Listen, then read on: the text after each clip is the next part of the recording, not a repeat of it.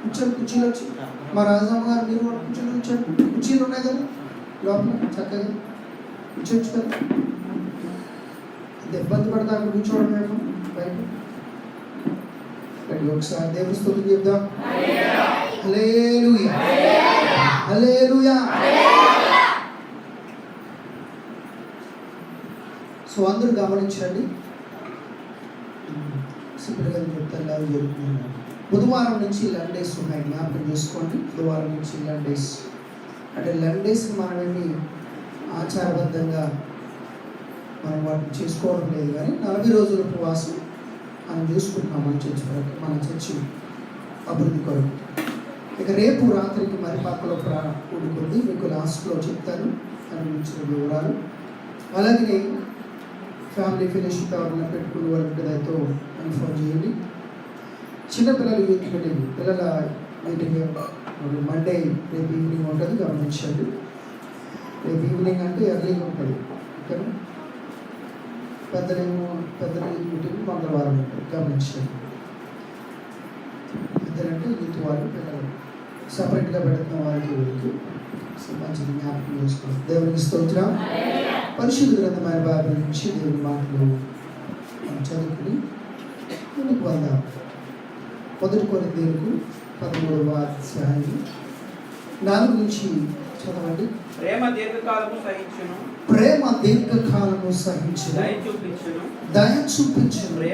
ప్రేమ మత్సరపడదు, ప్రేమ దంభముగా ప్రవర్తింపదు, అది ఉప్పొంగదు, అమర్యాదగా నడవదు, స్వప్రయోజనము విచారించుకొనదు, త్వరగా కోపపడదు, అపకారమును మనస్సులో ఉంచుకొనదు, దుర్నీతి విషయమై సంతోషపడక సత్యమునందు సంతోషించును, అన్నిటికీ తాలుకొను, అన్నిటినీ నమ్మును, అన్నిటినీ నిరీక్షించును, అన్నిటినీ ఓర్చును.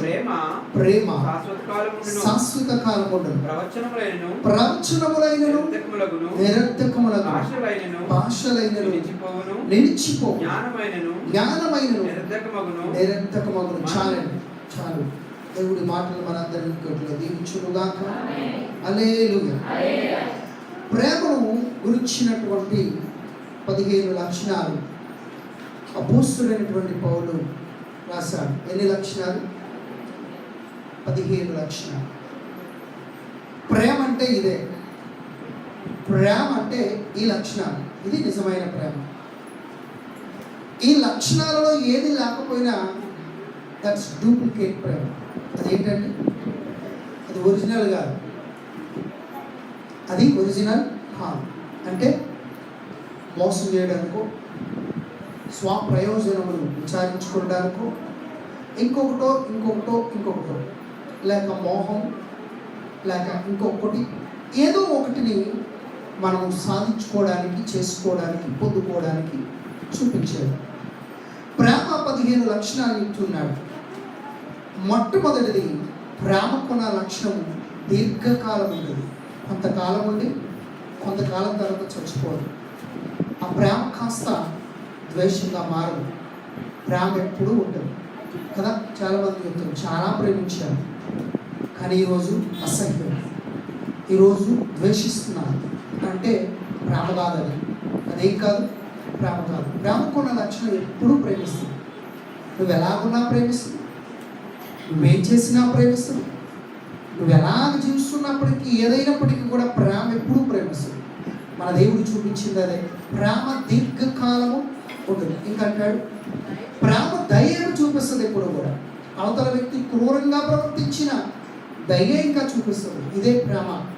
ఇంకా అంటాడు ప్రేమలో ప్రేమ మత్సరపడదు. అంటే మత్సరము అంటే కళ్ళు, చెడ్డ కళ్ళు అని అర్థం. మత్సరం అనగా ఈవిల్ ఐస్ అని అంటారు. సో ప్రేమలో ఏముండదు, చెడ్డ కళ్ళు ఉండవు, చెడ్డ చూపు ఉండదు, మత్సరం పడదు. ఇక ప్రేమ డంపముగా గొప్పగా బిల్డప్ ఇవ్వదు.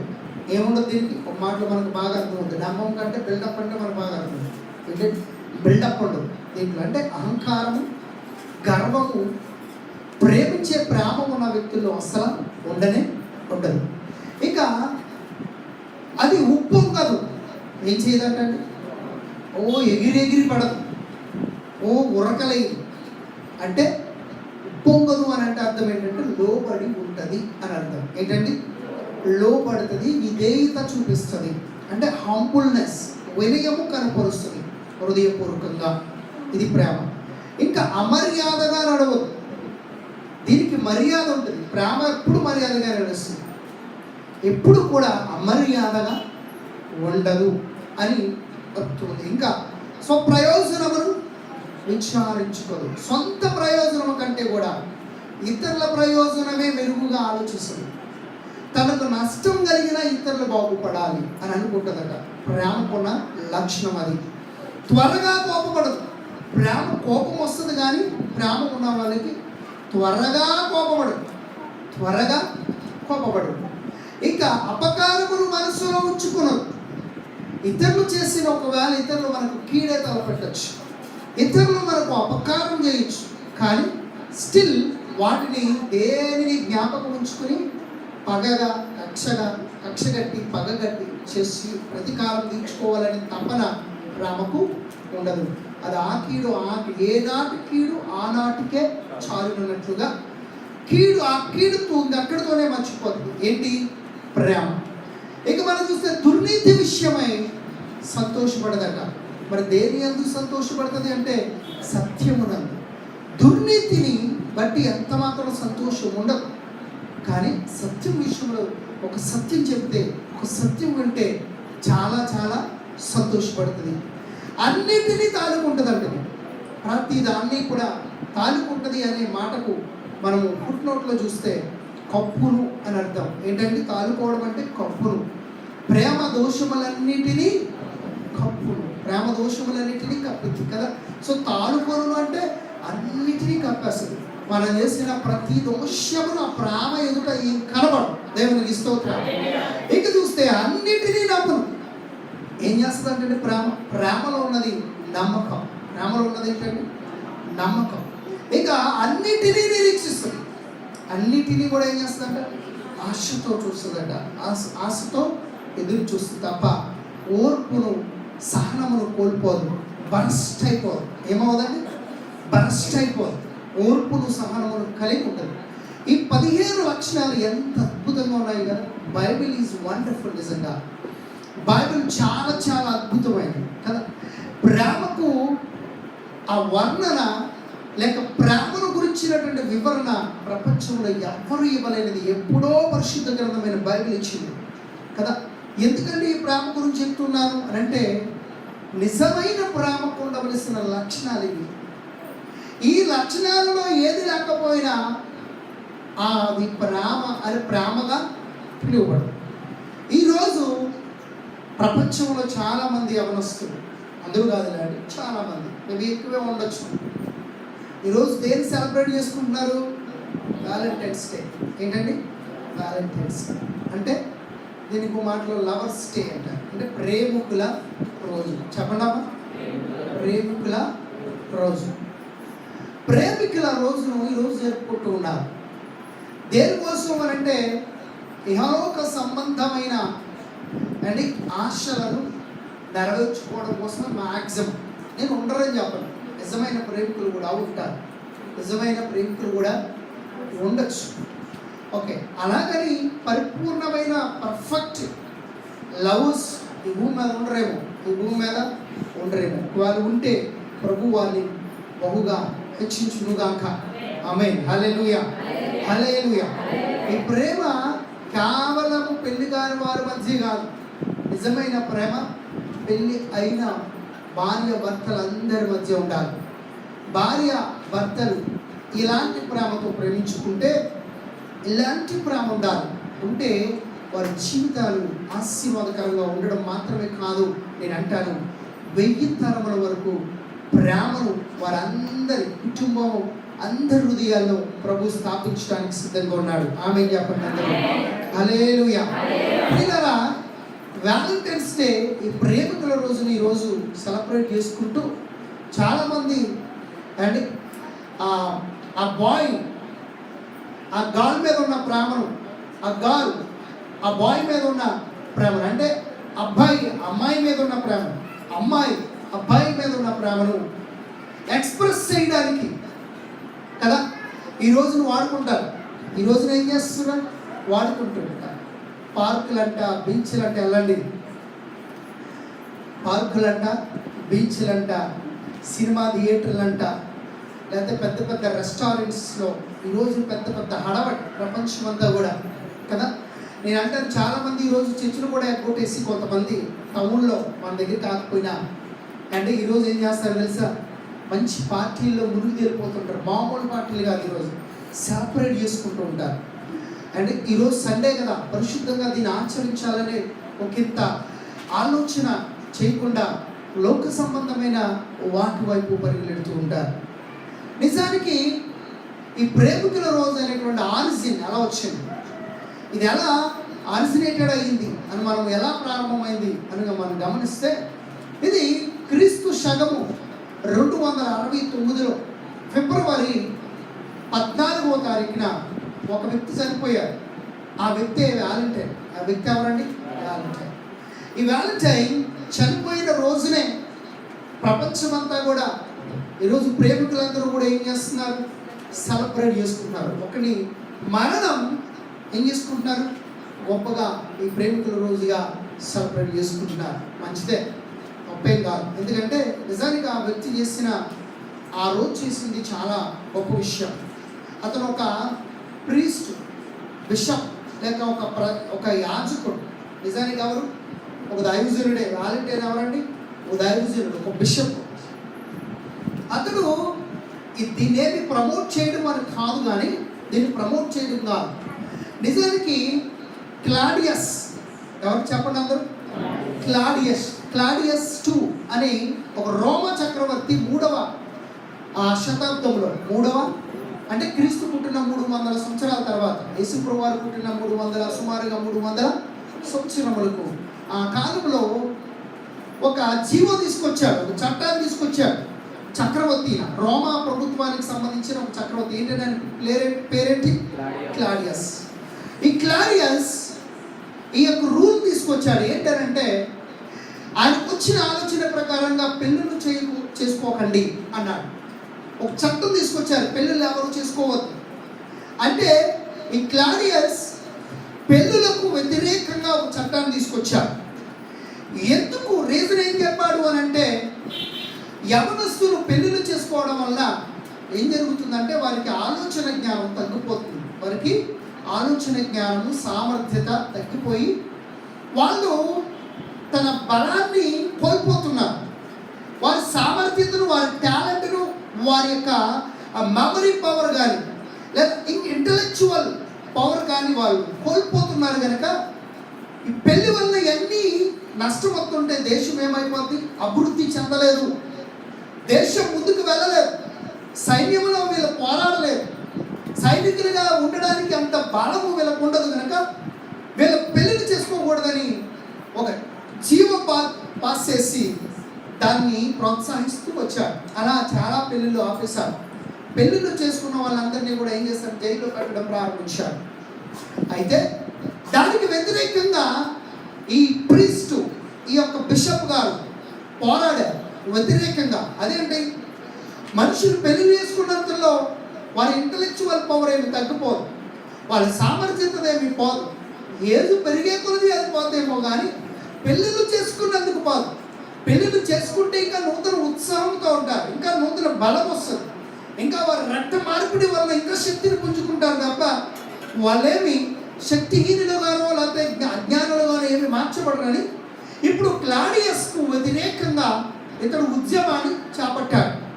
అలా చేపట్టి ఇతడే స్వయంగా ఏం చేసేవాడంటే, మీరు ప్రేమించుకోండి, మీరేం చేయండి, మీరు ప్రేమించుకోండి అంటే మీకు ఇష్టమైన వారు నా దగ్గరికి తీసుకురండి, నేను దగ్గరుండి పెళ్లి చేస్తాను అన్నాడు. నేను దగ్గరుండి ఏం చేస్తాను?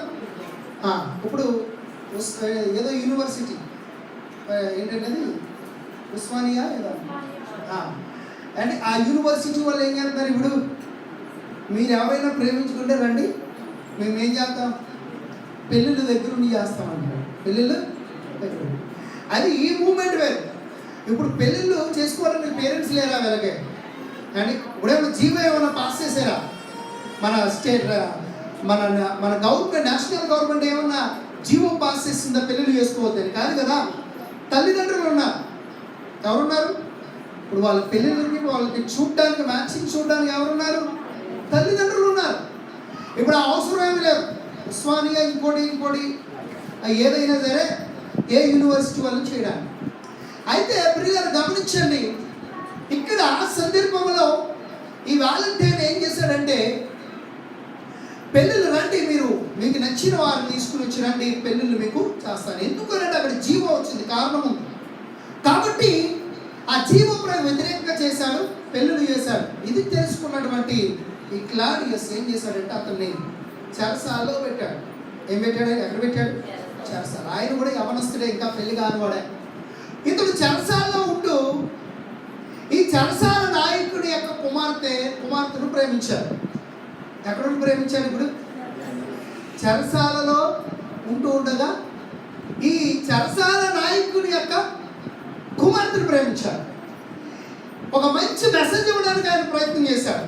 ఎందుకనంటే ఆ పాస్టర్ గారు ప్రేమించడం ఏంటి, పెళ్లి చేసుకోవడం ఏంటి అని అనుకోవచ్చు కదా.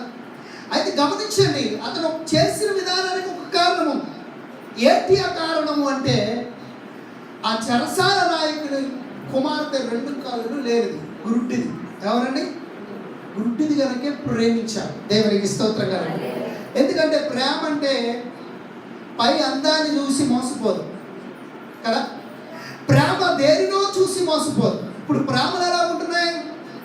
పై అందాన్ని చూస్తారు కదా, లేక మంచి చదువుంటే ఆ చదువును చూస్తారు, లేక మంచి తలెత్తును చూస్తారు, లేక మంచి హోదాను చూస్తారు, లేక కొంచెం వెనకాల బ్యాక్గ్రౌండ్ బాగుంటే డబ్బు ఉంటే చూస్తారు. ఇంకొకటి చూసి ప్రేమలు అనేవి ఈ మధ్యకాలంలో ఉంటూ ఉన్నాయి కదా. అయితే ఇదంతా అంటాను, ఈ లోకములో ప్రేమ మోసమైనది.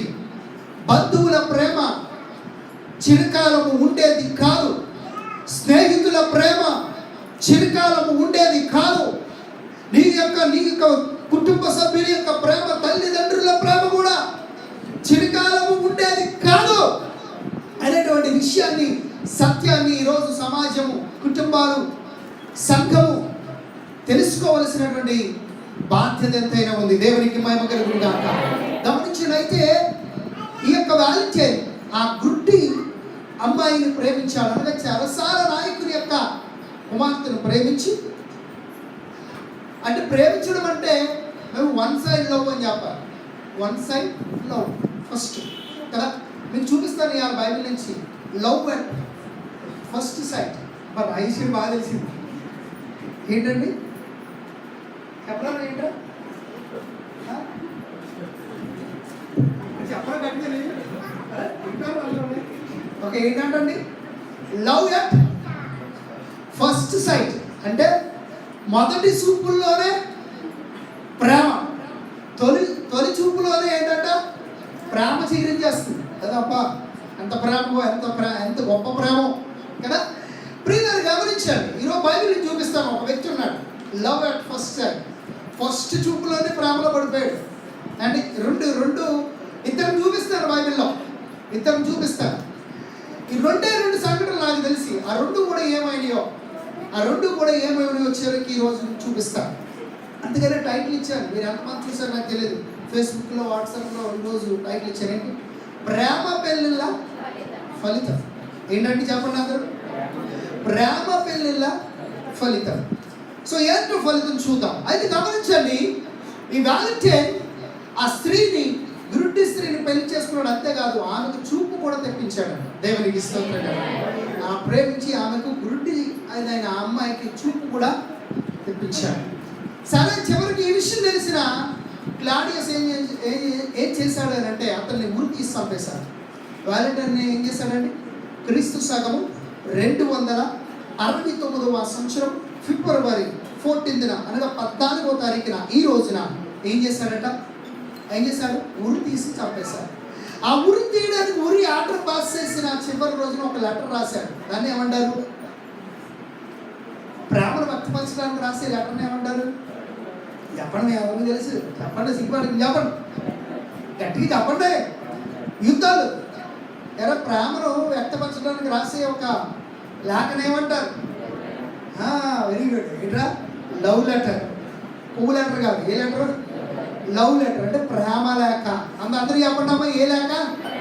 ప్రేమ లేఖ. ప్రేమ లేఖ రాశాడు. ఏంటనంటే I am your lover. Okay, కాదు, I love you from your valentine అని రాశాడు. ఏంటండి? నేను నిన్ను ప్రేమిస్తున్నాను, నీ యొక్క వ్యాలంటైన్ అని రాశాడు. దేవునికి స్తోత్రం. సో అప్పటి నుంచే ఇప్పుడు గ్రీటింగ్స్ ఇస్తారు. ఐ లవ్ యూ అని చెప్పి ఫ్రమ్ రాస్తారు. ఫ్రమ్ అని రాసి కింద గ్రీటింగ్స్ ఇస్తారు. ఇంకేమిస్తారు? ఈ లవర్స్ డే నాడు చెప్పండి, గడిగా చెప్పండి. అయ్యో, మీరు చేసేదని కాదు నేను చెప్పేది, మీరు చూస్తారు సినిమాలు. అంటే ఈరోజు ఏ సినిమా వస్తుంది చెప్పండి, చెప్పండి. ఎంతమంది చూశారు ఈరోజు? చూసారా? ఇంకా వెళ్ళేదా? సాయంత్రం అక్కడే అయితే ప్రేమికుల రోజు. ఏ రోజు చెప్పండి? ప్రేమికుల రోజు కదా వేస్తారు. ఇప్పుడు ఆ సినిమాలో మన సాధారణ గ్రీటింగ్ ఇచ్చి ఏం ఇస్తారు? తెల్ల రోజు కానీ రెడ్ రోజు కానీ మంచి రోజా ఫ్లవర్స్ ఏం చేస్తారు? ఆ ప్రేమను వ్యక్తపరచడానికి ఇస్తారు కదండి. సో అక్కడికి వచ్చింది. గమనించండి. సో ఆ రోజున ఆయన చనిపోయిన దగ్గర నుంచి కూడా ఆయన రోజును ఏం చేస్తున్నారు? ఇప్పుడు ప్రపంచం అంతా సెలబ్రేట్ చేసుకున్నారు. అయితే ఆయన ఎందుకు చేశాడు చెప్పండి? కొవ్వు ఎక్కువయ్యా? నేను చెప్తాను, లవ్ ఎక్కువయ్యా. దేవునికి స్తోత్రం. నిజమైన ప్రేమ. అతను ఎందుకు ఆ పని చేశాడు అని అంటే, జీవ పాసేసి యవనస్తులు పెళ్లిళ్ళు చేసుకోకుండా అడ్డుపడుతున్నారు కాబట్టి ఆ సందర్భంలో ఆయన చేశాడు. అంతేకాదు, కళ్ళు లేని ఆ గుడ్డమ్మాయిని ఏం చేశాడు? పెళ్లి చేసుకున్నాడు. ఎంతమంది చేసుకుంటారు? ఇప్పుడు నిజంగా ప్రేమ అంటే, అప్పుడైనా ప్రేమిస్తానంటే, నీకు దమ్ముంటే, నీకు నిజమైన ప్రేమ అంటే ఒక గుడ్డ అమ్మాయిని గుడ్డ అమ్మాయిని తీసుకొస్తాను చేసుకో. అది ప్రేమ అంటే. నీ కులంగానే ఒక అమ్మాయిని తీసుకొస్తాను చేసుకో. అది ప్రేమ అంటే. ప్రేమ కులం చూడదు, ప్రేమ ఆకారము రూపం చూడదు, కాలుందా, చెయ్యుందా, కన్నుందా, ఏం చూడదు. కానీ ఈనాడు ప్రేమలో చెప్తాడు, బాగా నడుస్తున్నాడు, స్టైల్గా నడిస్తే స్టైల్ బాగుంది అంటే పడిపోతాడు. అమ్మాయి కూడా ఫ్యాషన్ డిజైన్లో ఆ డింగు అని నడిస్తే పడిపోతాడు. అవునా కదా? బాగా తెల్లగా ఉండి ఆ మంచి హెయిర్ స్టైల్ ఉంటే అబ్బా హెయిర్ చూడు, ఏం చూడు కదా. ఆ లిప్స్ బాగుంటే, ముఖం బాగుంటే, ముక్కు బాగుంటే, హైట్ ఉంటే అబ్బా సూపర్. 6 అడుగుల ఎవడాడు? అందగాడు. పడిపోతాం కదా. ఆడు బైక్ మీద 0 కొడతా, ఆ అమ్మాయికి తెలియదు. ఆడు 0 కొట్టి ఆ రోజు అక్కడ కట్టింగ్ ఇచ్చి లవ్లో పడితే రాబోయే దినాల్లో అదే బైక్ మీద నేను రోడ్డు మీద పడేస్తాడు. ఎక్కడ పడతాడు తెలీదు కదా. సో ఈ కాలపు ప్రేమలన్నీ ఈ విధంగా ఉంటున్నాయి. ఇదంతా ట్రాష్. ఇదంతా ఏంటండి? ట్రాష్. కానీ నిజమైన ప్రేమ, నువ్వు నిజంగా ప్రేమిస్తే ఎవరన్నది చూడవు. దేవునికి స్తోత్రం. రీసెంట్గానే రామవరం మనం చర్చిలో ఒక మంచి సాక్ష్యం చూసాం. చెప్పకుండా ఉండకపోతే అండి, మీ అందరికీ తెలుసు వీరపండు గారు, పండపాక వీరపండు గారు వాళ్ళ అమ్మాయి జ్యోతి. నిజానికి నేను కించపరచలేదు, నల్లగా ఉంటుంది, బక్కగా ఉంటుంది అని చూడడానికి అంత ఫెయిల్ ఏం కాదు, అంత అందంగా ఉండదు కదా. లేదా వాళ్ళ తల్లిదండ్రులు ప్రార్థన చేసుకుంటూ దేవుడి పెళ్లి చేయాలని ప్రభు మీద ఆధారపడ్డారు. అని వాళ్ళ ఆ అబ్బాయి చాలా బాగుంటాడు. ఆ పెద్ద పాస్టర్ గారు కూడా అక్కడికి వెళ్ళంటే అమ్మాయిని చూసేవారు అని 4 అడిగారట. ఏమైనా అమ్మాయిని చూసారు. కారణం ఏంటంటే ఈ అమ్మాయికి అబ్బాయికి మ్యాచ్ అవ్వదు అని వాళ్ళు చేసుకుంటున్నారు.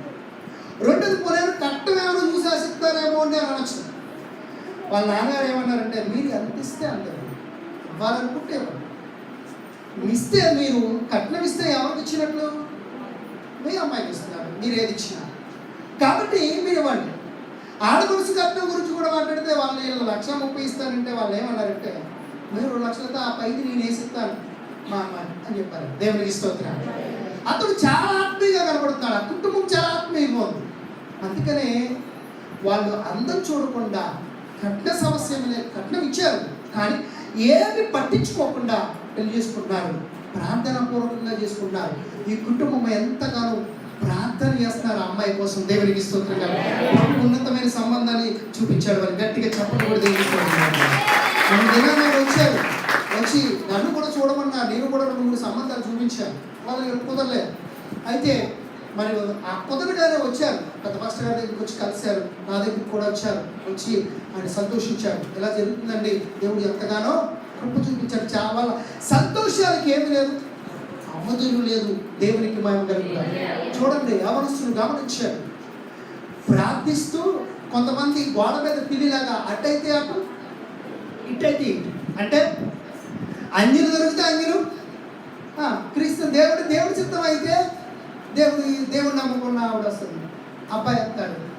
అంటే అన్యులు అయితే దేవుడి చిత్తం కాదు, దేవుడి చిత్తం కాదు. అది ఎవరన్నారు? అన్యులు చేసుకోవాలని ఎప్పుడు దేవుడి చిత్తం కాదు.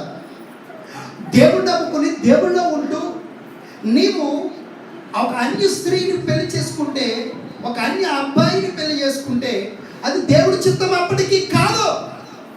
ఆయన పట్ల ఉద్దేశం అది కాదు. అంత మాత్రం కూడా గమనించండి. విశ్వాసం కలిగి దేవుని కొరకు నిలబడి అడిగితే ప్రభు ఉన్నతమైన కాలంలో ఉన్నతమైన సంబంధాన్ని నీకు ఇస్తాడు. అంతేకాదు, ఈ సందర్భంలో నేను ఒక విషయాన్ని కూడా చెప్తాను. నా అనుభవంలో మేబీ నా పరిచర్య ఒక 4-5 ఇయర్స్ నుంచి నా పరిచర్య కదా, అంటే నేను ఫుల్ టైం మినిస్ట్రీ పరిచర్య తీసుకోవడం, ఈ అనుభవంలో నేను చెప్తున్నాను. దేవుణ్ణి నమ్ముకుని చిన్నప్పటి నుంచి అన్యుల పెళ్ళిళ్ళు చేసుకున్న స్త్రీలు, ఆ బిడ్డల యొక్క ఇంచుమించు 7-8 పెళ్ళిళ్ళు చూశారు. అన్నీ పెడాకులైపోయి కూర్చున్నాయి, అన్ని పెడాకులైపోయి కూర్చున్నాయి. చెప్పినా వినని వారు కూడా ఉన్నారు. అయ్యో వద్దు అన్యులు పెళ్ళిళ్ళు అంటే, లేదు లేదు మంచి సంబంధం, చాలా మంచి అబ్బాయి, పెళ్లి కాకముందు మంచి అబ్బాయిలా కనపడతాడు, మంచి అమ్మాయిలా కనపడతాడు కదా. పెళ్లిలో ఏం పెళ్లికి ముందు ఏం కనపడం కదా, రై రై రై రై అంటూ ఉంటాం కదా. పెళ్ళి అయిన తర్వాత తెలుస్తుంది అసలైన బండారు కదా. సో అలా ఇంచుమించు 7-8 పెళ్ళిళ్ళు పెడాకులైపోయినాయి. అంటే అదే జరిగిన అంటే 100కి 100% పెడాకులైపోయినాయి. జరిగిన అన్యుల పెళ్ళిళ్ళని పెడాకులైపోవడమే చూశాను. చిన్నప్పటి నుంచి బాగా దేవుళ్ళు ఎదిగి తల్లిదండ్రులు, కుటుంబం అంతా కూడా, ఫ్యామిలీ అంతా కూడా దేవుని బాప్తిసం తీసుకుని అన్యులు పెళ్లి చేస్తారు. నేను మాట్లాడుతున్నాను, అన్యులు పెళ్లి చేస్తారు. ఆ వారి గురించి మాట్లాడతారు. పూర్తిగా తల్లిదండ్రులు బాప్తిసం తీసుకుని ప్రభులో ఎదుగుతూ, ప్రభు బలలో ఉంటూ అన్యులు పెళ్ళిళ్ళు చేస్తుంది. చాలా మ్యాక్సిమం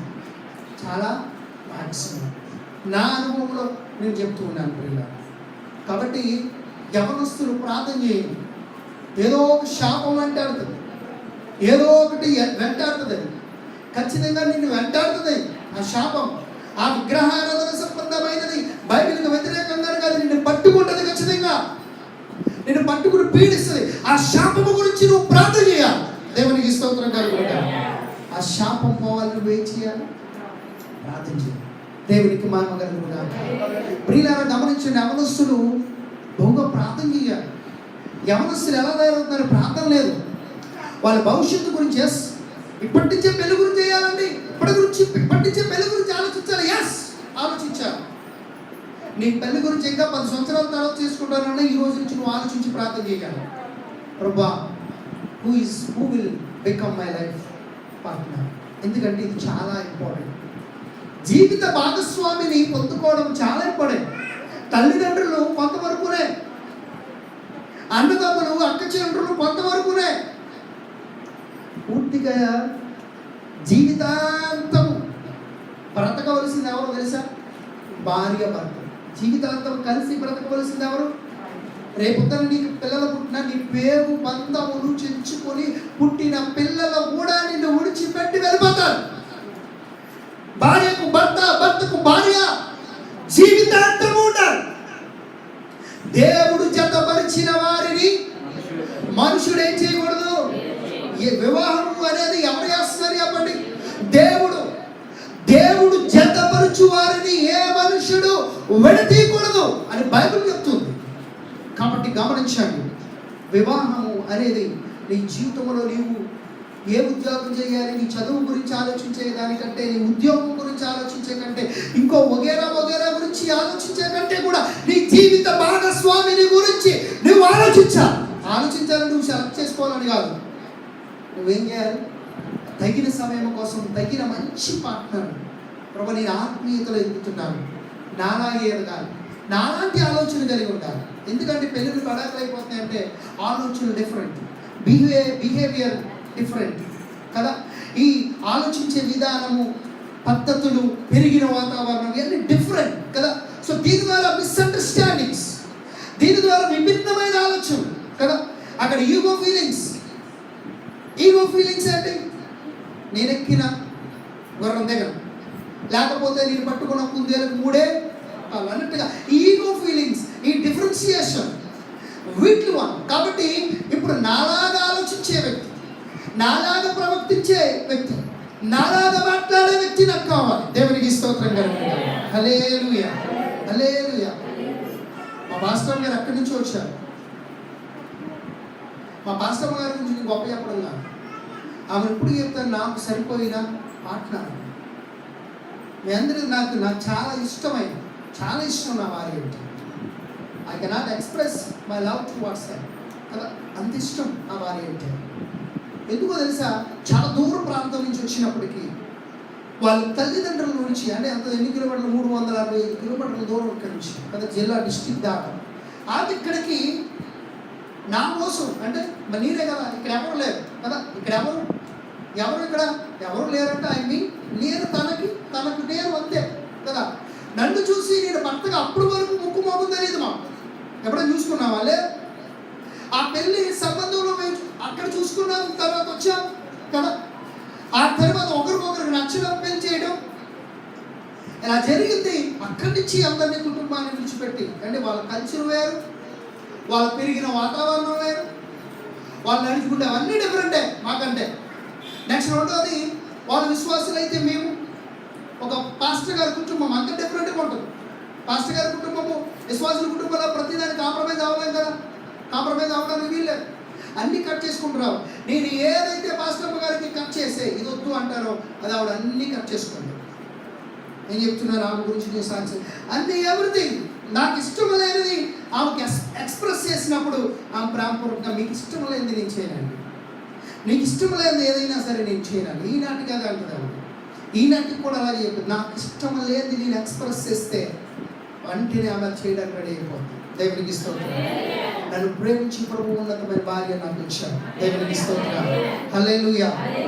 ఎస్, ఇలాంటి వారి కోసం నీవు ప్రార్థన చేయాలి. నిజమే, మేము బైబిల్ కాలేజీలో ఉంటున్నప్పుడే మా మాస్టర్లు మాకు చెప్పారు, pray for your life partner every day. ఆ రోజు నుంచి నేను ప్రార్థన చేయడం ప్రారంభించాను. దేవునికి స్తోత్రం కలుగుతుంది. హల్లెలూయా. వాళ్ళ కుటుంబం కూడా ప్రార్థన చేశారు, నన్ను చూపించారు వాళ్ళ అమ్మగారికి స్వయంగా. వాళ్ళ అమ్మగారికి అయితే నేనే కనబడ్డాను డ్రీమ్స్లో. సేమ్ నన్ను చూడకముందు వాళ్ళ అమ్మగారు. అందుకనే ఈ సంబంధాన్ని పరిస్థితి దూరమైన చాలా మంది దూరం వద్దు, ఇది అడ్డుపడడానికి చాలా వచ్చినాయి. దీనికి ముందు కూడా ఖాయమైపోయింది కూడా. నాకు ఇంకో సంబంధం ఎంగేజ్మెంట్ డేట్ కూడా పెట్టేశారు, మ్యారేజ్ డేట్ కూడా పెట్టేశారు దీనికి పొంది. కానీ ప్రభు చిత్తం ఇది వచ్చింది, వద్దు చాలా దూరం అని క్యాన్సిల్ చేసేసాను. చేసి వేరే సంబంధం పిఠాపురంలో ఎంగేజ్మెంట్ అయిపోయింది, ఎంగేజ్మెంట్ డేట్ పెట్టేశారు, మ్యారేజ్ డేట్ పెట్టేశారు, అన్నీ అయిపోయినాయి. చివరిలో దాన్ని క్యాన్సిల్ చేసాం.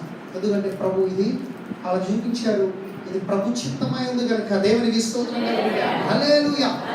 ఎందుకు చెప్తున్నారంటే కాపురం అంటే ఒక విషయంలో తగ్గాలి, ఒక విషయంలో ఎక్కడ కట్ చేసుకోవాలి అక్కడ కట్ చేసుకోవాలి అండి.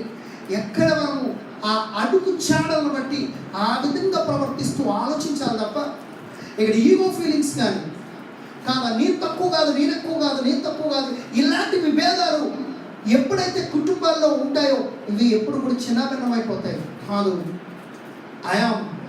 I am there for my husband అని భార్య చెప్పాలి. అంటే నేను నా భర్త కోసం ఉన్నాను అని భార్య చెప్పాలి, భర్త కూడా అలాగే చెప్పాలి, నేను నా భార్య కోసం.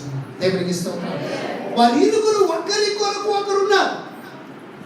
అలా అనుకుంటూ ప్రేమను కుమ్మరించుకోవాలి కదా. ఒకవేళ భర్త భార్యను ప్రేమించకపోతే, భార్య భర్తను ప్రేమించకపోతే వాట్ ఈస్ ల్యాకింగ్? ఏంటి ఫాల్ట్ ఏంటి? అని అన్వేషించాలి. భార్యాభర్తలు అన్వేషించి ఎక్కడ ఎందుకు ఏమైంది, ఏం జరిగింది, కారణం ఏంటి అని అన్వేషించి దాన్ని పూడ్చుకోవాలి. దాన్ని ఏం చేయాలి? లోటుపాట్లు అన్నీ వస్తూ ఉంటాయండి. మనుషులు అన్నాక డిఫరెంట్ ఆలోచనలు, డిఫరెంట్ ఫీలింగ్స్, రకరకాల మనుషులు, రకరకాల బిహేవియర్, రకరకాల విధాలతో, అనేక విధాలతో ఉంటాయి. ఏ మనిషిని ఆలోచన ఒకలాగా ఉండవు, కానీ ఒకలాగా ఏం చేయాలి? ఇప్పుడు ఇంట్లో పెద్ద కడుతున్నప్పుడు మొట్టమొదటిగా కడుతున్నప్పుడు ఆ ఇంటి వేరే, ఒక ఎద్దేమో వేరే వెళ్తుంది, ఇంకో ఎద్దు వేరే కాదు. రాను ఏమైపోతాయి చెప్పండి? రెండు సెట్ అయిపోతాయి అవ్వ. రెండు కారు పోయిగానే రెండు ఇలాగంటాయి. హే అనగానే రెండు కదులుతాయి ఒకసారి. ముందు ఒకటేమో ఇలా కలుపుతుంది, ఒకటేమో ఇలా కలుపుతుంది, ఒకటేమో పరిగెడుతుంది, ఒకటేమో కూర్చుని పోతుంది కదా. కానీ రాను అలవాటు అయిన తర్వాత ఏం జరిగింది? ఉన్నట్టముగా ముందుకి వెళ్ళిపోతాయి. అంటే ఇంకెప్పుడు అలవాటు అయిపోతాయి. యజమానుడు వచ్చి పిలవగా కారు భుజాన్ని మీద తీసుకుంటాయి. యజమాని హై అని అనగానే పెడుతుంది. యజమాని గట్టిగా తోలితే రెండు పరిగెడుతూ ఉంటాయి. ఎంత చక్కగా, ఎంత అద్భుతంగా రెండు కలిసి ఒకే విధమైన వరకు మోస్తున్నాయి, ఒకే విధమైన అడుగులు వేస్తున్నాయి, ఒకే విధముగా పరుగులు ఎడుతున్నాయి, ఒకే విధముగా వాటి ప్రయాణాన్ని కొనసాగిస్తున్నాయి.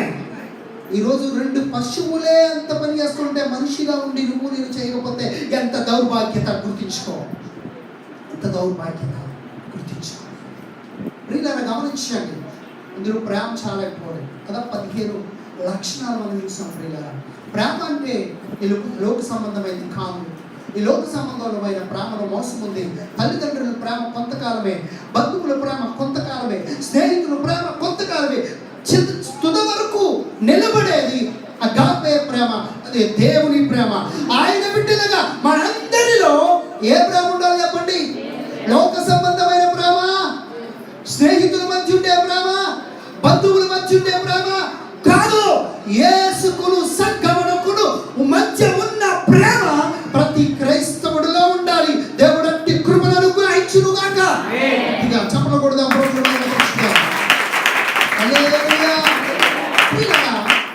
ఇప్పుడు మన అసలు ప్రశ్నలకు వద్దాం. ప్రేమ పెళ్లిలో ఫలితం బైబిల్ చూపిస్తాను. 2 అంశాలు మాట్లాడతానండి. ఒకటి చాలా మందికి ఉన్న డౌట్ ఏంటంటే ప్రేమ పెళ్లి క్రైస్తవులు చేసుకోవచ్చా, చేసుకోకూడదా? That's first question. Love marriages are accepted according to the Bible? ప్రేమ పెళ్లిళ్ళు బైబిల్ ప్రకారంగా యాక్సెప్ట్ చేయబడ్డాయా, ఎక్కడ జరిగినాయా చూద్దాం. రెండవది, దేవుడిగా ఉంటూ క్రైస్తవుడిగా ఉంటూ అన్యులను పెళ్లి చేసుకోవచ్చా? ఈ రెండు చాలా మంది హృదయాలను తెలుస్తున్నటువంటి ప్రశ్నలు ఏంటి. నెంబర్ 1 ఏంటి అప్పుడు? ఈ రెండింటికి ఈరోజు నేను ఆన్సర్ ఇచ్చేసి మూవ్ చేస్తాను. నెంబర్ 1 ఏంటి? ప్రేమ పెళ్లిళ్ళు చేసుకోవచ్చా, చేసుకోకూడదా? రెండవది, ఒక క్రైస్తవుడు ఇతర మతస్థులను పెళ్లి చేసుకోవచ్చా, చేసుకోకూడదా? ఈ రెండు మనం చూద్దాం, బైబిల్ నుంచి చూద్దాం. అండ్ ఈ రెండు కూడా అయితే చాలా మంది ఏమంటారంటే, ఏంటి ప్రేమ చేస్తే తప్పేంటండి, ప్రేమిస్తే తప్పేంటండి అంటే? యాకోబు పెళ్లి చేసుకోలేదా? ఎవరు చేసుకోలేదు? సంసోను పెళ్లి చేసుకోలేదా? ప్రేమ పెళ్లి కదా వీళ్ళిద్దరి. సో వాళ్ళిద్దరు బాగా అడిగి అయితే వీళ్ళిద్దరే చూపిస్తారు, ఇంకెవరే కనపడదు. అబ్రహాం ప్రేమ పెళ్లి చేసుకున్నాడా? ఇప్పుడు చేసుకున్న వాళ్ళు ఇద్దరే కనపడతారు, వాళ్ళిద్దరినే తీసుకుంటాం. మరి ప్రేమ పెళ్ళిళ్ళు చేసుకున్న వాళ్ళు ఇద్దరు కనపడతారు. ప్రేమ పెళ్ళిళ్ళు చేసుకున్న వాళ్ళు మిగతా వాళ్ళు అందరూ కొన్ని వేల మంది ఉన్నారు, వాళ్ళందరినీ ఎందుకు తీసుకో అంటే? సముద్రంలో కాకిరెట్నే తీసుకుంటావా, నీళ్ళని తీసుకోవా? సముద్రంలో కాకిరెట్నే తీసుకుంటావా? అబ్బా ఎంత మంచి అంటే. పాజిటివ్ ఏమో 1000 ఉన్నాయి, తీసుకో. అబ్రహాం వేసుకోలేదు, మోషే వేసుకోలేదు కదా. ఇలా రకరకాలుగా ఉన్న చాలా మంది ఉన్నారు. వీళ్ళెవరిని తీసుకో. కానీ చేసుకున్న వాళ్ళతో ఉన్నారు సంసోను, ఇంకా యాకోబు. ఇంకా అన్యులు పెళ్లి చేసుకున్నది ఇంకొకరు ఎవరు? మోషే. ప్రేమ పెళ్లి కాదు కానీ అన్యులు పెళ్లి అంటే అన్య స్త్రీని పెళ్లి చేసుకున్నారు. వీళ్ళన్నింటికి రీజన్ ఉంది. ఇది అలాగే బైబిల్ యాక్సెప్ట్ చేయలేదు కదా. గమనించండి, మోషే సిప్పోరాను పెళ్లి చేసుకున్నాడు. కారణం ఏంటి? మోషే అప్పటికి దేవుళ్ళలోకి వచ్చేలేదు. గమనించాలి. నెంబర్ 1, పూర్తిగా దేవుళ్ళలోకి వచ్చాడా? మర్డరర్, ఒక హత్య చేసి పారిపోయాడు. మరి దేవుళ్ళు ఉన్నవాడు ఎవడో హత్య చేసిన దేవుళ్ళు ఉన్నాడా? దేవుడు అంటే అప్పుడు పూర్తిగా తెలుసా? దేశం ప్రజల కోసం ప్రాణం పెట్టాడు కానీ దేవుడి కోసం ఏం కాదు. 40 సంవత్సరాలు అతడు నరహత్య చేసి అతని పాపం అంతా మారిపోయే వరకు అక్కడ ఉన్నాడు. అంటే అన్య దేశంలో ఎప్పుడు చేసుకున్నాడు పెళ్ళి? ఎప్పుడు చేసుకున్నాడు? ఒక అన్యుడిగా దేవుడిని పూర్తిగా ఎరగకుండా సమయంలో చేసుకున్నాడు. హత్య చేసి ఒక హంతకుడిగా పారిపోయి పెళ్లి చేసుకున్నాడు. మరి యాకోబు కూడా అంతే కదా. యాకోబు ఎప్పుడు దేవుడిని పూర్తిగా తెలుసుకున్నాడు? యాకోబు పేరు ఇజ్రాయేలుకి ఎప్పుడు మార్చబడింది చెప్పండి? ఎప్పుడు మార్చబడింది? గోపు రేవు దగ్గర. అంటే ఎప్పుడు? ఇద్దరు వెళ్ళారు, ఇద్దరు దాసిరాలు, నలుగురిని కలిసి పెళ్లి చేసుకున్న తర్వాత వచ్చినప్పుడు మధ్యలో అన్నయ్య వచ్చాడని అప్పుడు దేవుడు కాలు పట్టుకున్నాడు. అప్పుడు దేవుడు అన్నాడు, నువ్వు ఎక్కడి నుంచి మోసగాడు కాదురా, నువ్వు మోసం ఎందుకు చేయకు, నీ పేరెందు చెప్పు చెప్పు చెప్పు అని చెప్పేదాకా పీడించి చెప్పిన తర్వాత ఒక తల్లి తగ్గిన తర్వాత చెప్పిన తర్వాత అప్పుడు నీ పేరు ఇక మోసగాడు కాదు, ఆ బ్రతుకు వదిలే, ఇక్కడి నుంచి నీది క్రొత్త బ్రతుకు అన్నాడు. దేవునికి స్తోత్రం. సంసోను ఏమన్నా చిన్నప్పటి నుంచినా అంటే దేవుడు ఎదిగాడా? అబ్బాబ్బే దేవుడు వాడుకున్నాడు ఆయా సందర్భాల్లో. చిన్నప్పుడే దేవుడు కొన్ని కండిషన్ పెట్టాడు. నువ్వు నాజీలు చేయబడిన వాడవురా బాబు, వ్రతం చేయబడ్డ వాడివి, జాగ్రత్తగా ఉండు. నువ్వు దేవుడు ముందే తెలుసు. ఈ సంసోను వేసాలన్నీ దేవుడు తెలిసే ముందే అన్ని రూల్స్ పెట్టాడు. తల్లిదండ్రులకి మానోహకు చెప్పారు, తన భార్యకు కూడా చెప్పారు. మానవ భార్యకు ఇన్స్ట్రక్షన్స్ ఇచ్చాడు, ఇది చేయాలి, ఇది చేయకూడదు, ఇదన్నీ జాగ్రత్తగా ఉండాలి, ఇది కూడా మీరు కూడా జాగ్రత్తగా ఉండాలి అన్నీ చెప్పారు కదా. సంసోను ఎప్పుడు కూడా తన శరీర కోరికలను నెరవేర్చుకోవడానికి, శరీర ఆశను నెరవేర్చుకోవడానికి ప్రయత్నం చేశాడు తప్ప ఎప్పుడు కూడా దేవుడి కార్యాలు చేయడానికి ఎప్పుడు. దేవుడు ఆయా సందర్భాల్లో దేవుడు వాళ్ళ మీద మొరపెడుతుంటే దేవుడు ఆత్మ వచ్చి అతను పశ్చాత్తాపం చెందిన ఆయా సందర్భాల్లో దేవుడు వచ్చి అతను వాడుకున్నాడు అంతే. దేవునికి స్తోత్రం కలుగుతాడు. హల్లెలూయా. సో కాబట్టి గమనించాడు. అంటే ఇవన్నీ ఆయా సందర్భాల్లో జరిగినటువంటి విషయాలని మనం గమనించాలి. ప్రియులారా, అప్పుడు యాకోబు గురించి మనం నేర్చుకుందాం. అయితే ప్రేమ పిల్లలు ఏమవుతాయి చూడండి. ఆదికాండము 29వ అధ్యాయము 18 నుంచి చదవండి. యాకోబు రాహేలును ప్రేమించి. యాకోబు రాహేలును ప్రేమించి. ఎవరు ప్రేమించాడు యాకోబు? అంటే అక్కడికి వెళ్ళగానే లేయా ఉంది, రాహేలు ఉంది, ఇద్దరు ఎవరిని ప్రేమించాడు చెప్పండి? ఎవరిని? నిజానికి బుద్ధి జ్ఞానం ఉన్నవాడైతే, పెద్ద అమ్మాయి ఉంది కదా, నిజమైన ప్రేమికుడు అయితే పెద్ద అమ్మాయిని చేయకుండా చిన్న అమ్మాయిని ఏదో చేస్తాడని పెద్ద అమ్మాయిని లవ్ చేయాలి, అంతే కదా? చెప్పండి అమ్మా, మాట్లాడండి. పెద్ద అమ్మాయి ఎవరు? లేయా. నిజమైన ప్రేమ అయితే ఆమె గుడ్డిదైనా లేయా ఏ కండ్ల జబ్బు కాదు. ఇప్పుడు నిజమైన ప్రేమ అయితే కండ్ల జబ్బు ఉన్నా, ఒకవేళ నల్లగా ఉన్నా, పెద్దది ఆమె కనుక ఫస్ట్ ఆమెకే పెళ్లి చేస్తారని ఇంగిత జ్ఞానం ఉండాలి. ఉండి ఏం చేయాలి? ప్రేమించాలి నిజమైన ప్రేమ అయితే. ఇప్పుడు లేని ఎందుకు కాదనుకున్నాడు చెప్పండి? నెంబర్ 1 నల్లగా ఉందేమో, నెంబర్ 2 కండ్ల జబ్బుది కదా, మరి ఇంకా కొన్ని రీజన్స్ ఏమైనా ఉన్నాయేమో, ఆమె చూడడానికి కూడా బాగాలేదేమో, అందుకని ఏం చేశాడు? రిజెక్ట్ చేశాడు. ఇప్పుడు యాకోబు నిజం చెప్పండి, యాకోబు ప్రేమ దేని చూసి ప్రేమించాడు? అమ్మ చెప్పండి. అందము చూసి ప్రేమించాడు. బైబిల్ ఏం చెప్తుంది అందం గురించి? అందము మోసకరము, సౌందర్యము వ్యర్థం. అయితే ఏంటి మెరుగు? యెహోవాయందు భయభక్తులు కలిగిన స్త్రీ కొనియాడబడును. గట్టిగా చెప్పకూడదు. హల్లెలూయా. అంటే అందము మోసకరము, సౌందర్యము వ్యర్థం. అయితే యెహోవాయందు ఎవరైతే భయభక్తులు కలిగి ఉంటారో వారు దేవుని చేత, భర్త చేత, భార్య లేక భర్త అయితే భార్య చేత కొనియాడబడతారు. ఇది కదా. అయితే యాకోబు అందం చూసి పెళ్లి చేసుకున్నాడు. నేను చెప్తాను, పెళ్లి చేసుకున్నాడు, బాగానే ఉంది, అంత బాగుంది. అయితే దేవుడు ఏం చేశాడు? ఇతను 2 పెళ్ళిళ్ళు అయిపోయి ముందు లేయని ఇచ్చేసాడు. అలా ఆయన ఏం చేశాడు? మోసగాడు ఎదురవుతాడని చెప్పారు కదా. పిల్లి ఎలక ఎలా ఉంటుంది అలా ఉంటుంది. అమ్మా జాగ్రత్త, మోసం చేస్తే ఆ మోసం కాస్త పిల్లి అయిపోయి ఎలకలాగా దూరేస్తుంది. మోసం చేసిన ఏం చేస్తుంది? ఎలకలాగా వస్తుంది. మోసగాడే. నువ్వేది ఎత్తుతావు? నువ్వు చేసిందే నేను ఎత్తు మీద కొత్త, నువ్వు చేసిందే నేను ఎత్తు మీద కొత్త తిరిగి కదా. చూడండి, యాకోబు ఏది చేశాడో అదే నెత్తి మీదకి వస్తుంది. ఏం చేశాడు? అందమును చూసి ప్రేమించాడు. అంతేకాదు లేయకు పెళ్ళైనప్పుడు ఇద్దరిని సమానంగా చూడాలి కదా, సమానంగా చూడలేదు. ఏం చేశాడు? స్వార్థంగా రాహేలే ప్రేమిస్తున్నాడు. రాహేలని ఆమెను ద్వేషిస్తున్నాడు. ఆమెను గుడ్డిదానికి నువ్వు, నల్లదానికి నువ్వు, బాగోలేదు, నాకు నచ్చలేదు, నువ్వు నాకు వద్దు, అయినా నేను నిన్ను పేరు చేసుకోలేదు అని రకరకాలుగా ద్వేషిస్తూ వచ్చారు. చూడండి, అప్పుడు దేవుడు ఏం చేశాడు అని మొట్టమొదటి ప్రాబ్లం చూపిస్తాను. దేవుడు చేసింది పై అందాన్ని చూసి ప్రేమించాడు కనుక ప్రేమ పెళ్లి చేసుకున్నాడు. నెంబర్ 1 ఏంటి తెలుసా? ఆమె గుడ్రాలుగా చేశాడు దేవుడు.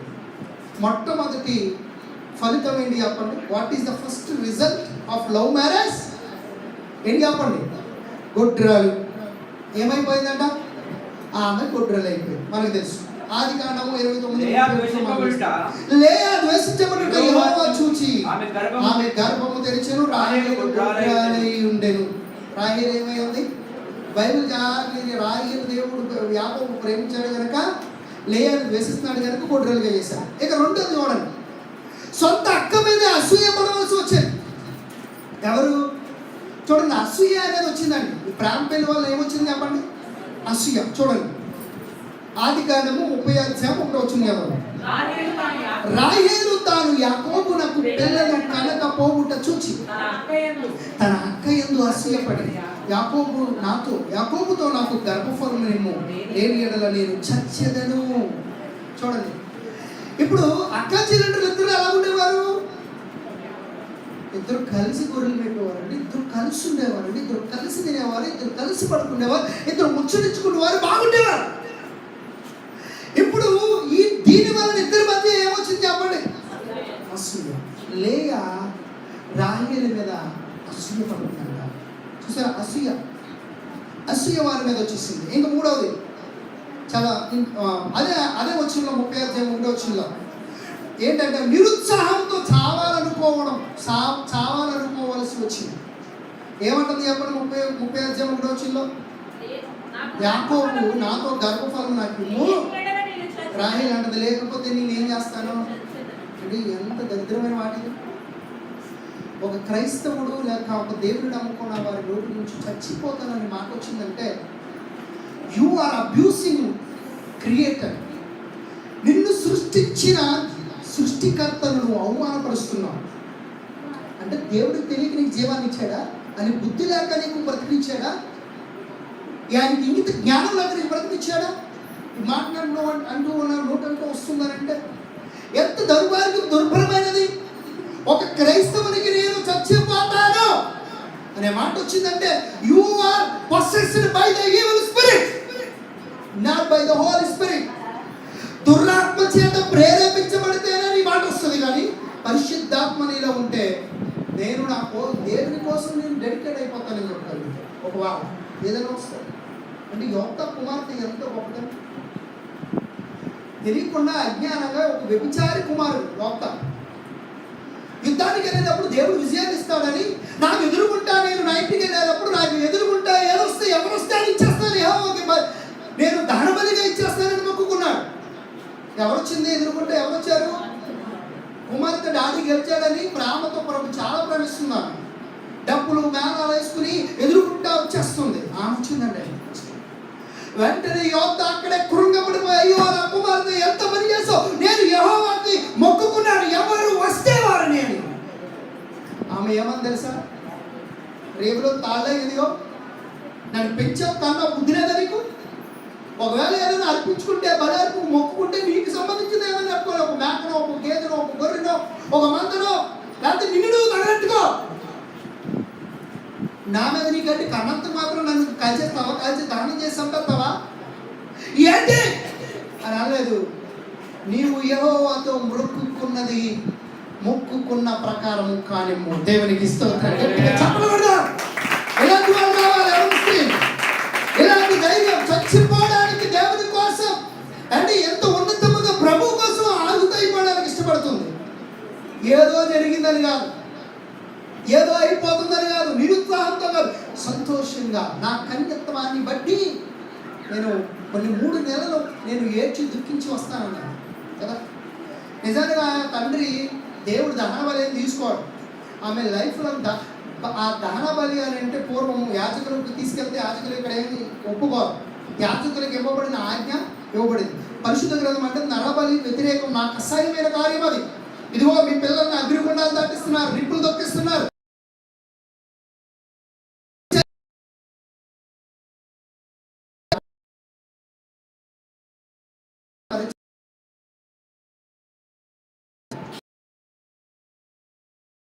కదా, తల్లికి తన గురించి అని ఎలాంటి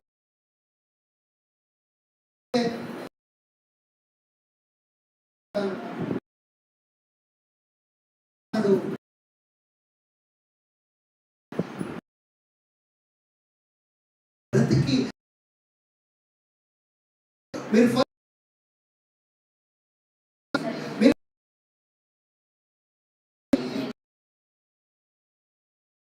అన్నాం బుర్రద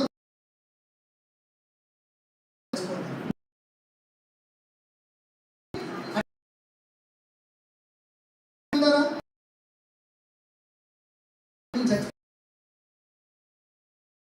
అంటే దుఃఖము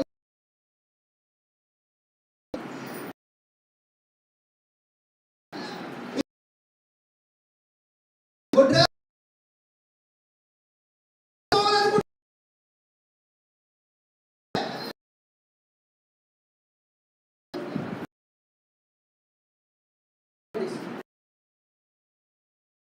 యాకోబు మన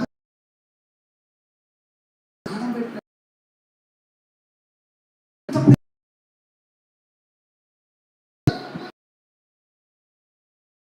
ఎంతమంది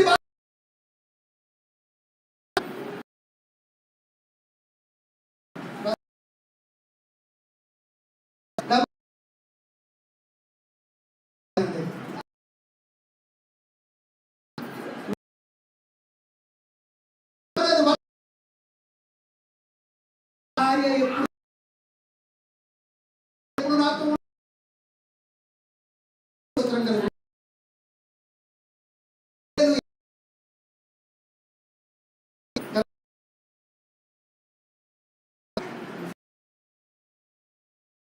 ఏం చేశాడు యాకోబు?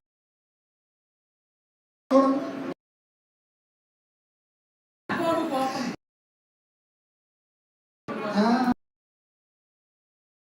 వచ్చింది. ఎర్రెక్కిపోయి రాయి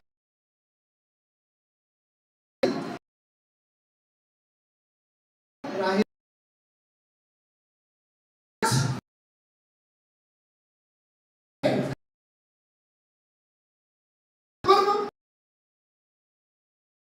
ఎందుకు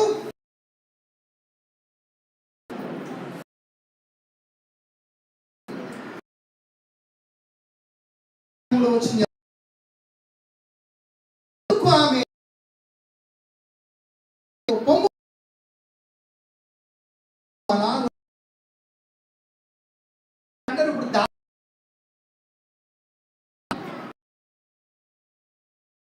ఎక్కువ అమ్మాయి వాళ్ళ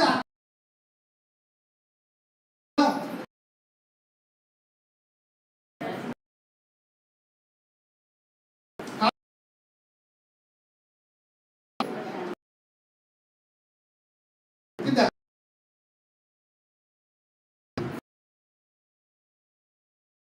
పర్వాలేదు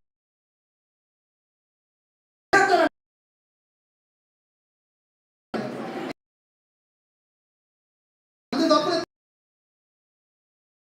అలాగే అంటే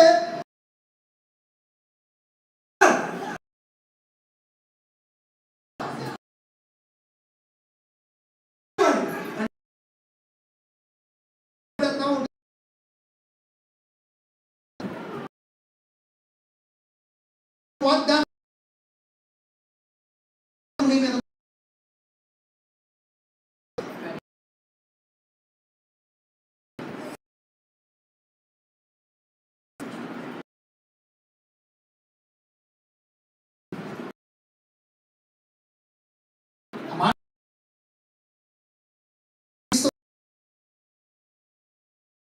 కొంతమంది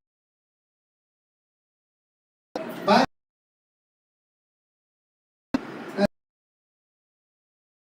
రావండి ఎక్కడ దాకా? ఆ?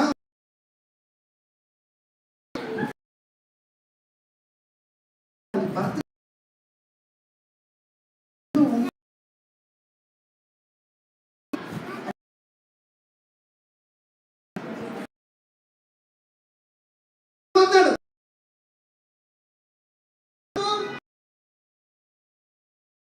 ఎక్కడికి వెళ్ళిపోయా? కారణం ఒకవేళ పరాయి దొరికితే వద్దు.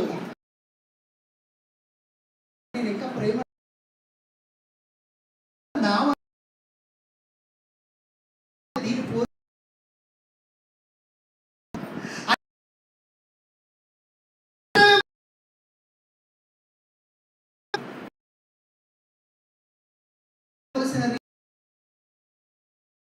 భార్యలు చాలా మనుషులు భార్యలు పెళ్ళిళ్ళకి వెళ్తే భర్త ఉండడం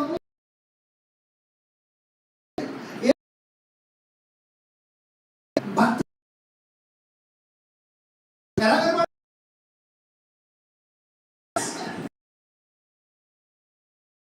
ఇది భర్తలు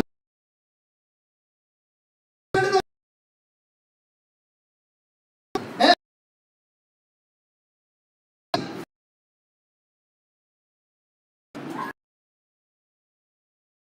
వద్ద ఒక 500 ఎంత అయింది?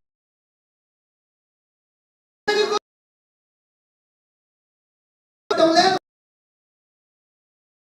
కనుక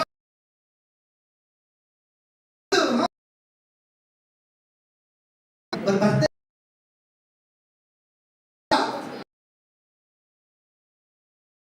మీ లాజిక్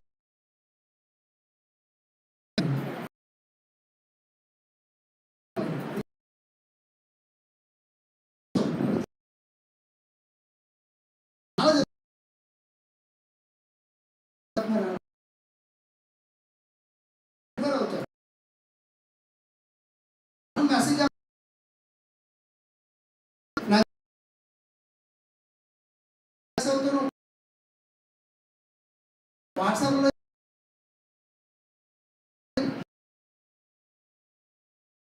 మొబైల్ సోషల్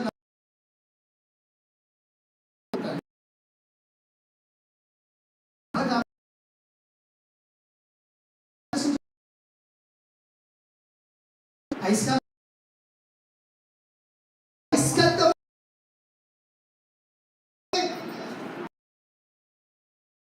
అని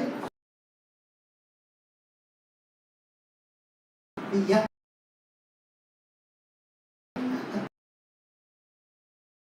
ఏన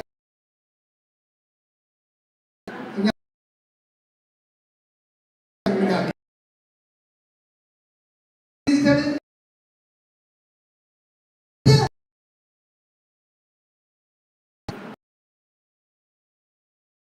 తీసుకోవడం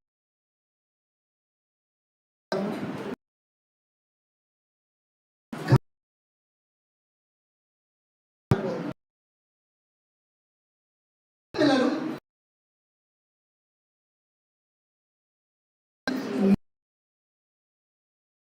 చేస్తుంది.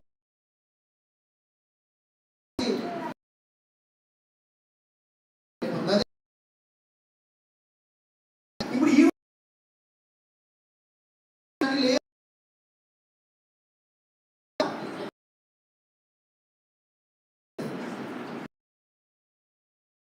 అంటే మళ్ళీ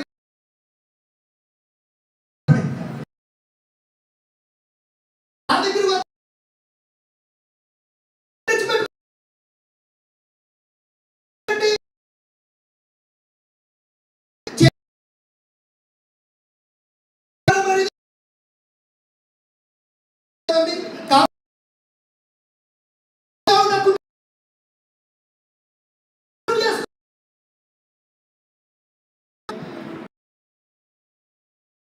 చెప్పడం ఏ విగ్రహాలు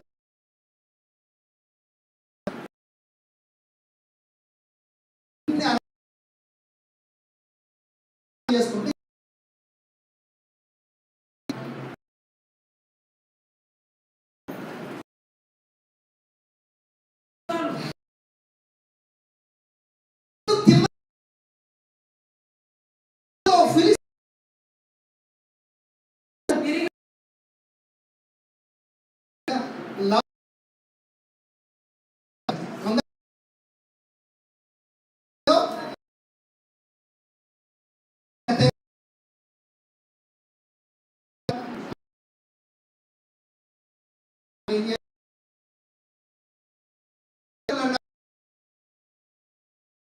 పేరెంట్స్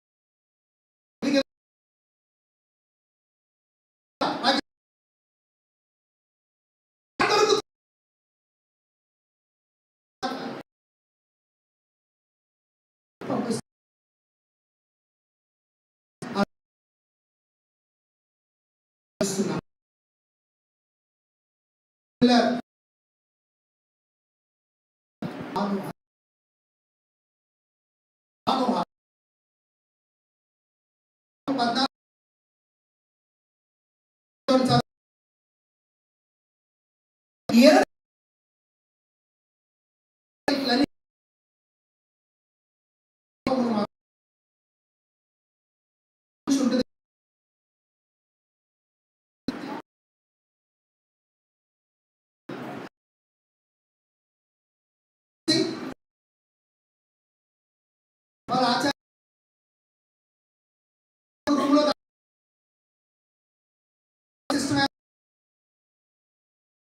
జరిగింది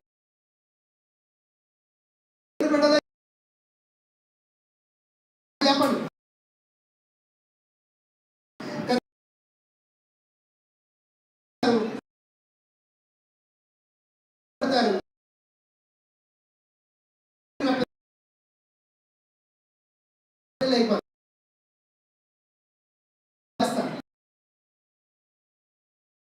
ఏడు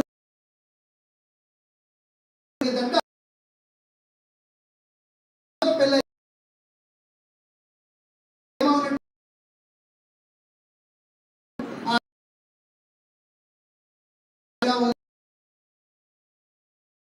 ముందు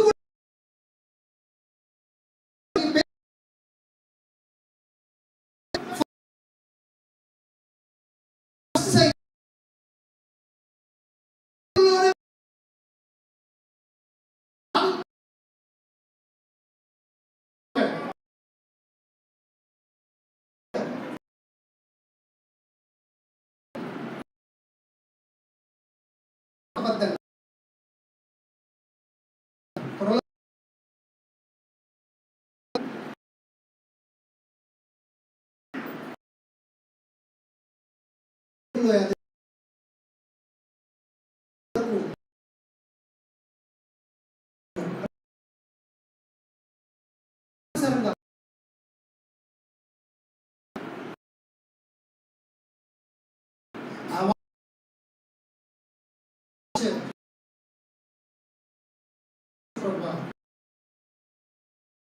తొందరపడి ఏం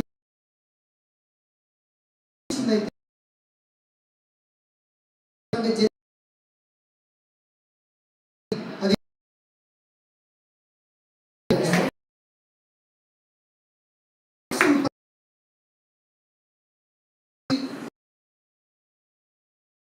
చాలా చేస్తారు. మంచి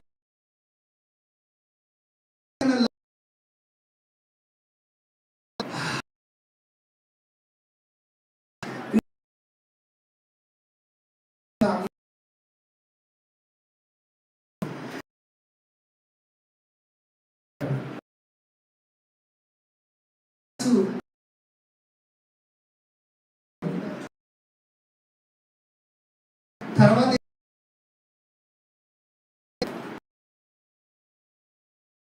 ఇష్టపడ సల్మాన్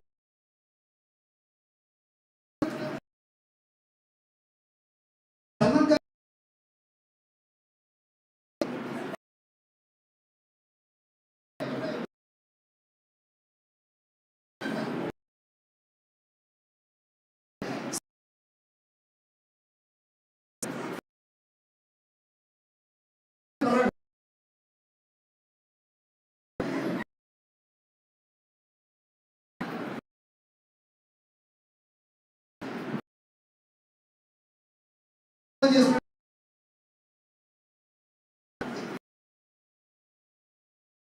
ఇప్పుడు కూడా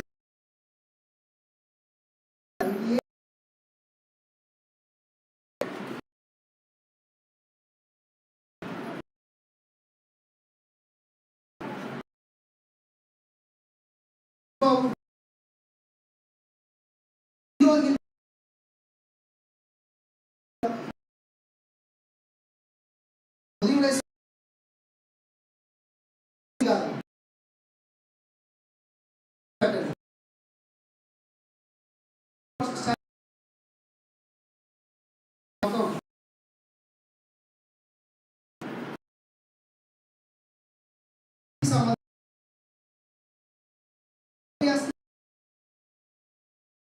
సంబంధం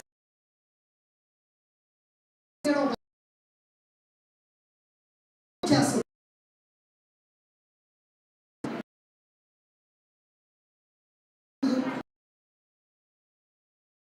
స్టార్ట్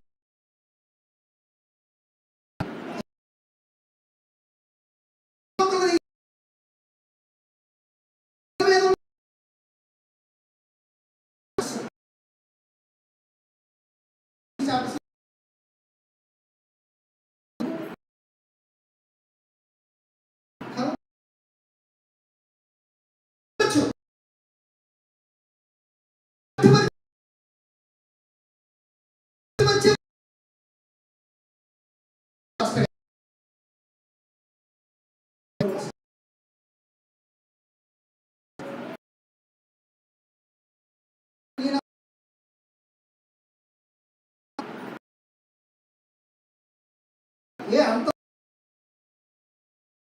సీక్రెట్స్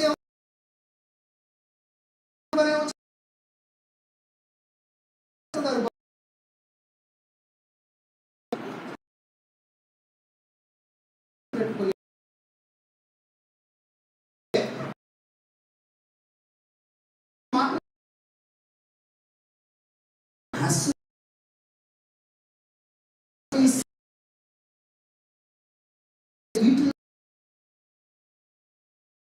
కదా కాదు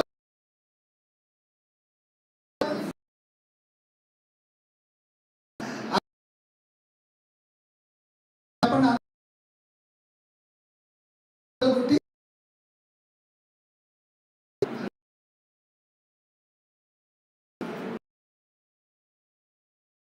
ఆయన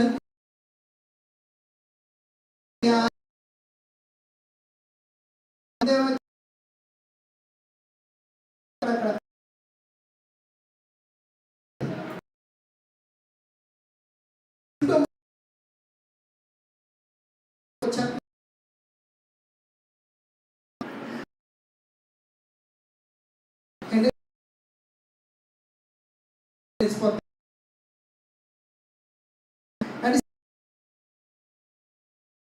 జుట్టు ఇలా రాబోయే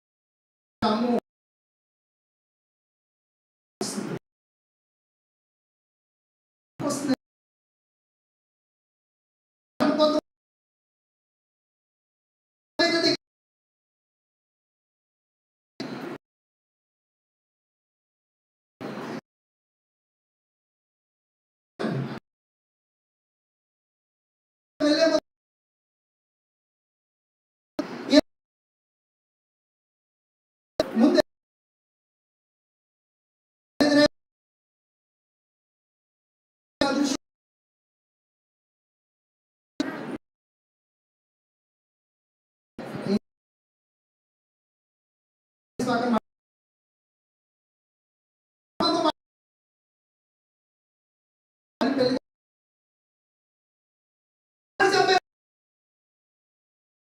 ఏముంది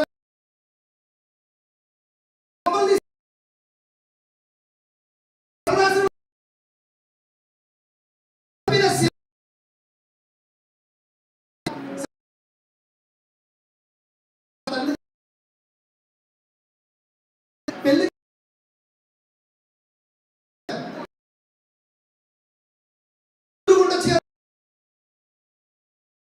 మీకు ఒక ఏమైనా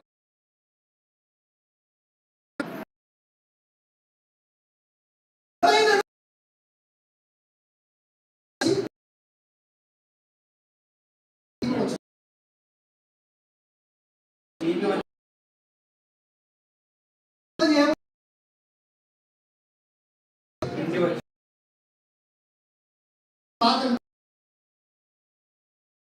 వచ్చింది. ఇది ఇది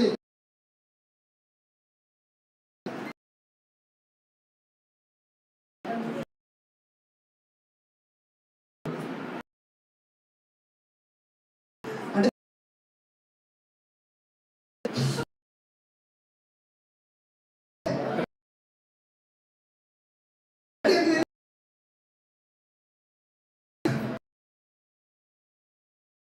తెలిసింది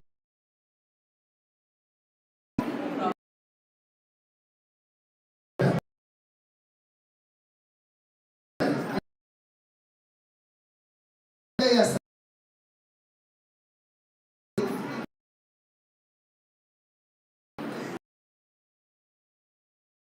ఏడు ఎన్ని రోజులు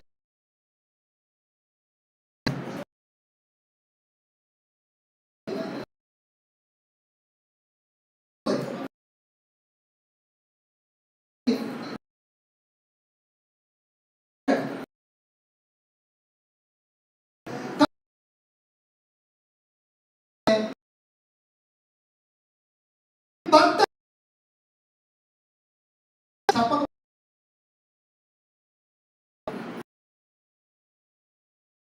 తెలిస్తే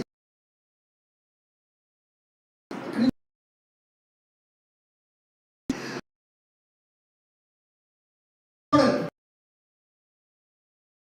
ఆ,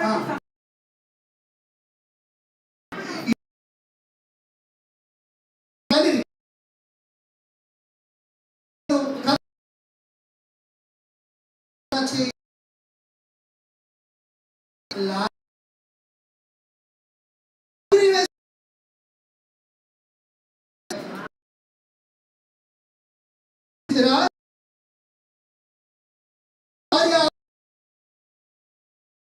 కథ వచ్చేసింది ఇప్పుడు చూ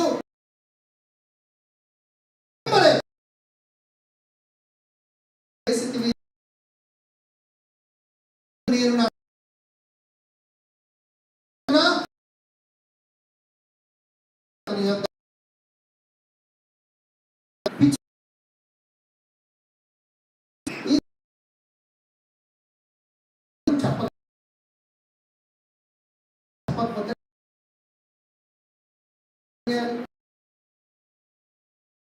కన్నులు తిరిగి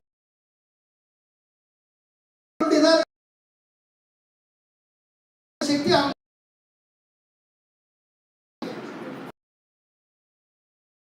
34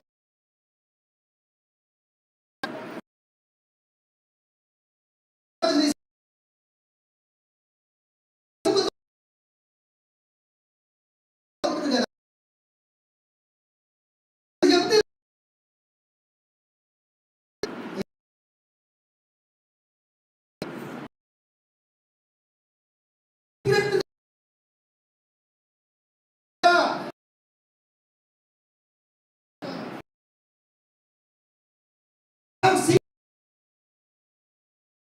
ఏ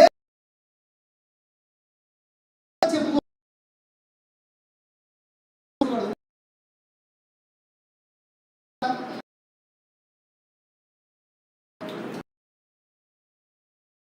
చెప్పకూడదు.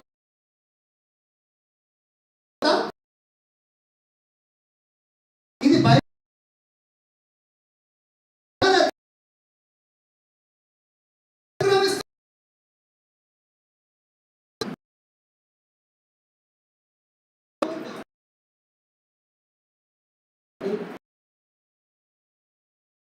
తీసుకెళ్ళమని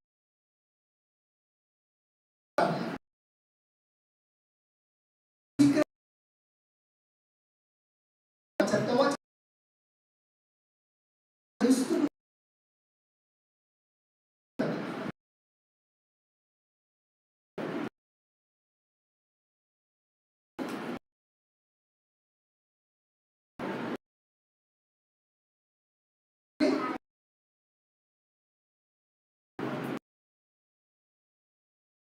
యేసు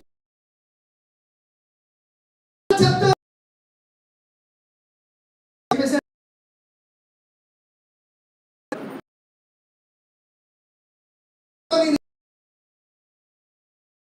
ఏం చేస్తా?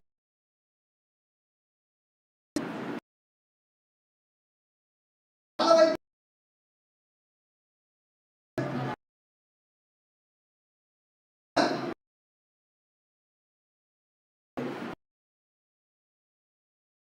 మా అమ్మగారు వేరే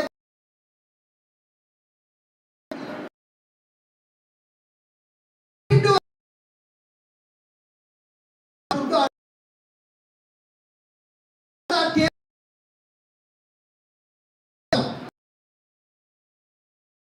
అమ్మాయి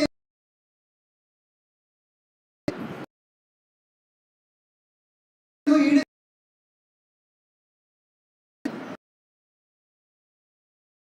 చేశాడు.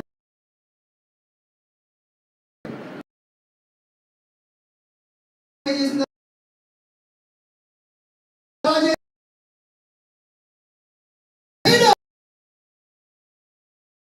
కలిసి వచ్చింది. మరి నువ్వు పోయిన అప్పుకు తగ్గి అక్కడ 2,000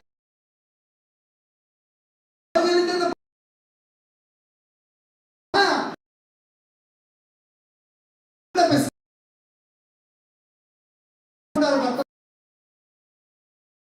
నిలబడ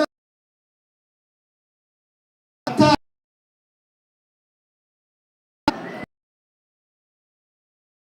భార్య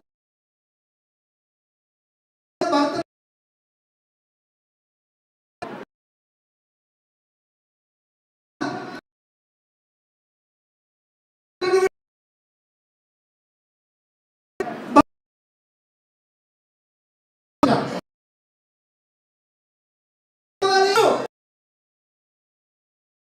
ఈ బుద్ధి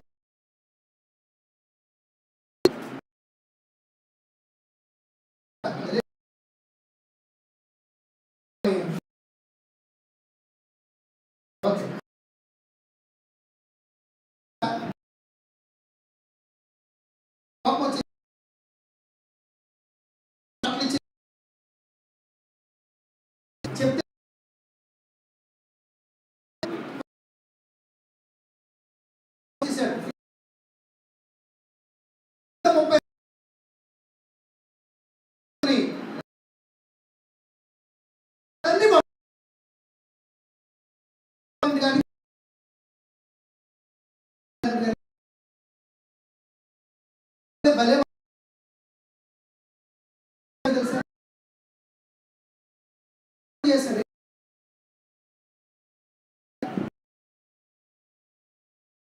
పెళ్లి పాపం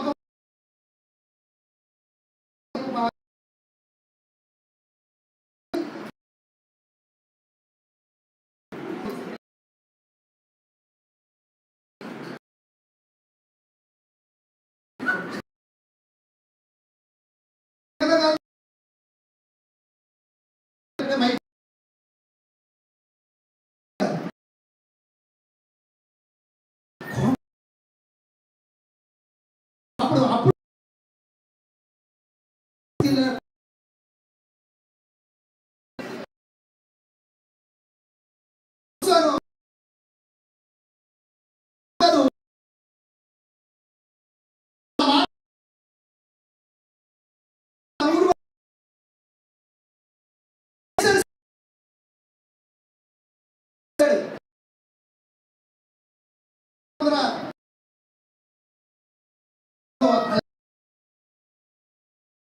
ఏమైపోయింది?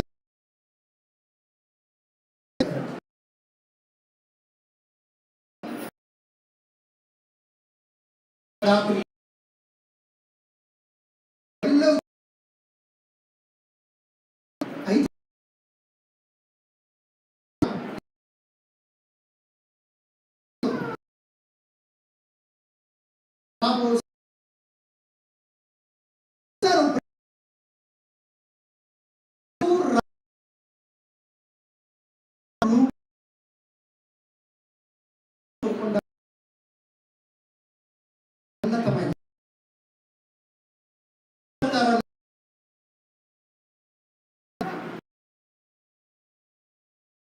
బైబిల్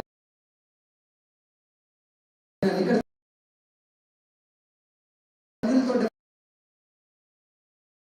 తోటి బైబిల్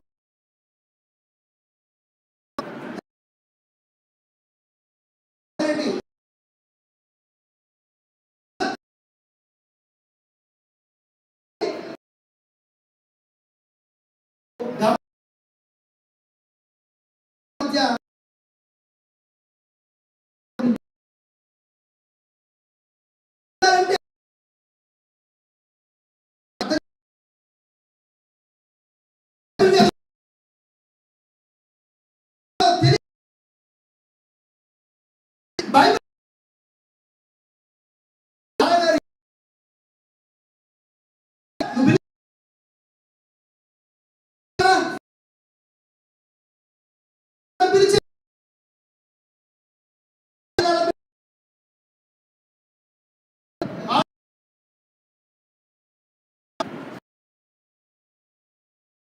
భర్త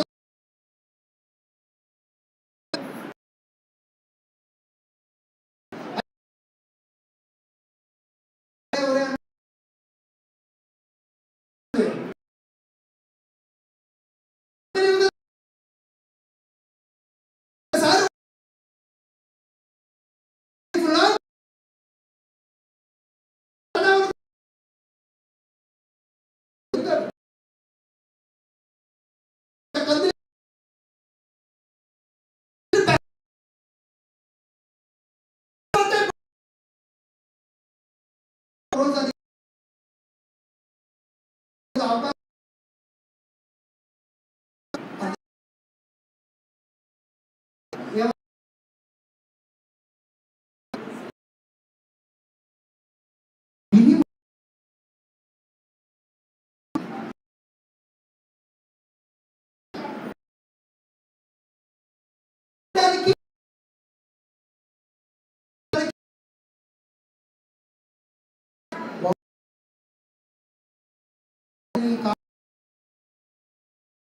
అది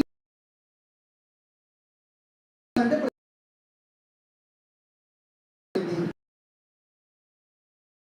ఇప్పుడు తల్లిదండ్రులు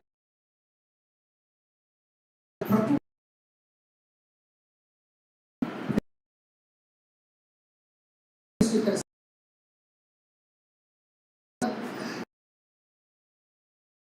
నీ తల్లి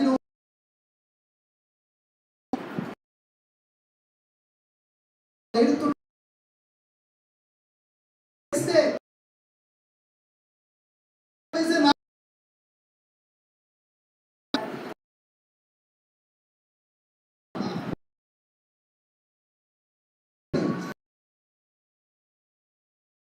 ఏదో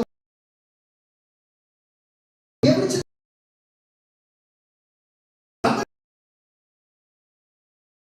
ఎవరు కూడా